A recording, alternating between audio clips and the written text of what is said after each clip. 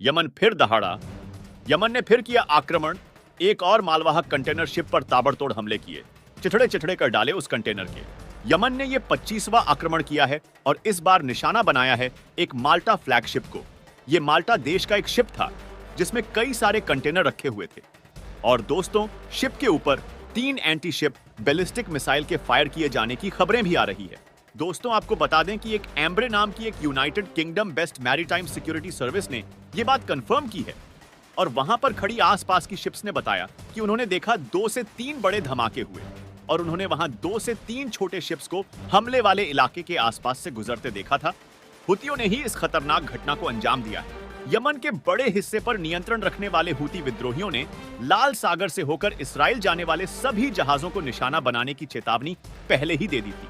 नवंबर में भी हुती विद्रोहियों ने लाल सागर में एक मालवाहक जहाज को हाईजैक कर लिया था। इस जहाज के मालिक का संबंध इसराइल से हो सकता है। पिछले 2 महीनों में हुती विद्रोहियों ने यहां रॉकेट और ड्रोन से कई व्यापारिक जहाजों को निशाना बनाया है। ये हुती विद्रोही बिल्कुल नहीं रुकने वाले जब तक इजराइल गाजा के अंदर नहीं रुकेगा। हुती विद्रोही भी नहीं रुकेंगे। हुती विद्रोहियों की सिर्फ एक ही मांग है, एक ही डिमांड है, और वो ये कि इसराइल गाजा पर हमले करने बंद कर दें। लाल सागर का रास्ता यमन के तट से बेहद करीब पड़ता है। ये बेहद महत्वपूर्ण इलाका है और इसे बंद किए जाने से दुनिया के कई देशों में त्राहिमाम मच जाएगा। हुती विद्रोही ये बात बहुत अच्छे से जानते हैं। मिडिल ईस्ट का लाल सागर का इलाका सबसे ज्यादा इस्तेमाल एनर्जी इंडस्ट्री के द्वारा फ्यूल, पेट्रोल, डीजल के ट्रांसपोर्टेशन के लिए किया जाता है। यमन ने बार बार हमले करके शिपिंग लाइंस के दिमाग में डर बैठा दिया है कि कभी भी आप पर हमला हो सकता है। तो अपनी जान बचाने के लिए और बड़ा नुकसान झेलने से बचने के लिए सभी शिपिंग लाइन कंपनी जो जहाज चलाती है उन्होंने इस इलाके को अवॉइड करना शुरू कर दिया है, जिसके चलते काफी ज्यादा नुकसान हो रहा है। दुनिया की सबसे बड़ी मालवाहक कंपनी मेडिटरेनियन शिपिंग कंपनी ने कहा है कि वह अपने जहाजों को लाल सागर से हटा रही है। फ्रांसीसी कंपनियों CMA CDM, डेनमार्क की कंपनी मेर्स्क, जर्मन कंपनी हैपेग्लाइड और तेल कंपनी BP ने भी ऐसा ही फैसला लिया है। दोस्तों, कौन है हुती और उनका मकसद क्या है? हुती यमन के अल्पसंख्यक शिया-जैदी समुदाय का एक हथियारबंद समूह है। इस समुदाय ने 1990 के दशक में तत्कालीन राष्ट्रपति अली अब्दुल्लाह के कथित भ्रष्टाचार से लड़ने के लिए इस समूह का गठन किया था।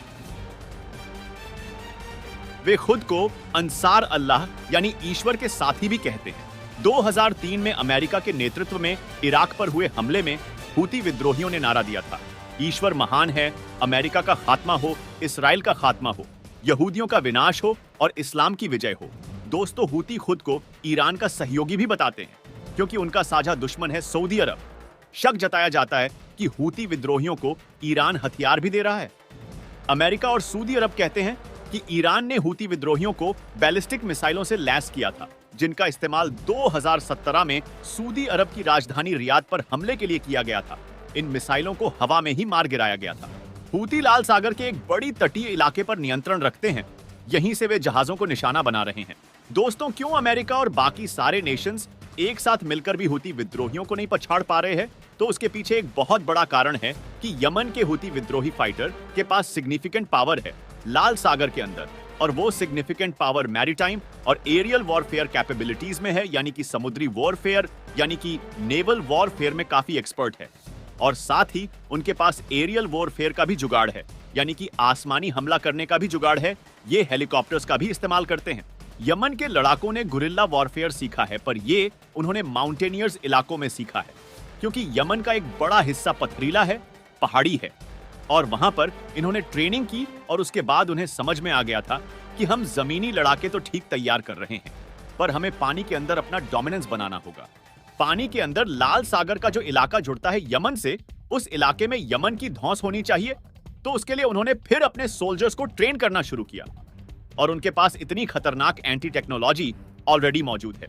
दोस्तों, बताया जा रहा है कि हुती विद्रोही जिस प्रकार से हमले कर रहे हैं, लगातार लाल सागर के ऊपर कभी भी ब्रिटेन, जर्मनी और फ्रांस मिलकर के अमेरिका के साथ मिलकर हुती विद्रोहियों पर बड़ा हमला घोषित कर सकते हैं और एयर स्ट्राइक कर सकते हैं। दोस्तों, अब देखना यह होगा कि हुती विद्रोही इस हमले का जवाब कैसे देंगे। दोस्तों, आगे की जानकारी के लिए इस चैनल को सब्सक्राइब जरूर कर ले और इस वीडियो को अपने फेसबुक, व्हाट्सएप पर दोस्तों के साथ शेयर करें। वीडियो में बने रहने के लिए दिल से धन्यवाद।